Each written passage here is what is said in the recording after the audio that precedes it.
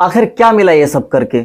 एक मुसलमान व्यक्ति को देखा तो वहां के ऊपर उसके सामने डांस करना शुरू कर दिया, नाचना शुरू कर दिया, उसका मजाक बनाना शुरू कर दिया। अरे कम से कम कुछ नहीं तो ये देखा होता कि तेरे बाप की उम्र का है वो आदमी, तो अपने घर वालों की परवरिश का पता दे रहे हो कि हमारे घर वालों ने हमारी परवरिश कैसे की है।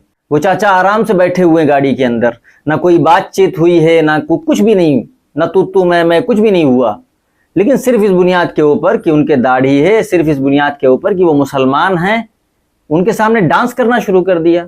वो खामोश बैठे हुए हैं और ये कुत्तों की तरह पीछे पड़े हुए हैं, शर्म नहीं आती इनको। पता नहीं कैसी जहनियत बना दी गई है इन नौजवानों की, कैसा जहर घोल दिया गया है इनके माइंड्स के अंदर।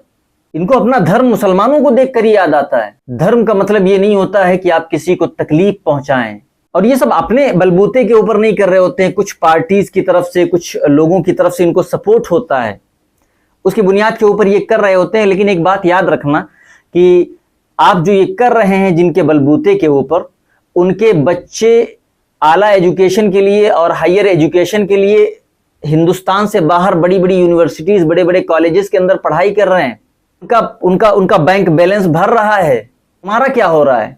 उनके बच्चों को देखा है कि इस तरह सड़कों के ऊपर आवारा गर्दी करते हुए नजर आए?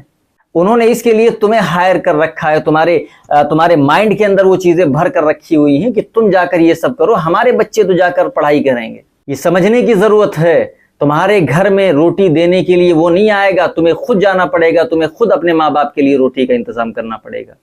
और जब वो हायर एजुकेशन हासिल कर चुके होंगे, वो बड़े बड़े पदों के ऊपर होंगे, वो अधिकारी रेंज में होंगे, उनका पॉलिटिकल एक बैकग्राउंड होगा, और तुम्हारे जैसे लोग वहां के ऊपर झाड़ू लगा रहे होंगे, क्योंकि पूरी जिंदगी तुम्हारे माइंड को इस तरीके से बना के रखा गया कि तुमने पूरी जिंदगी किसी चीज के ऊपर ध्यान नहीं दिया, इनके तलवे चाटते रहे।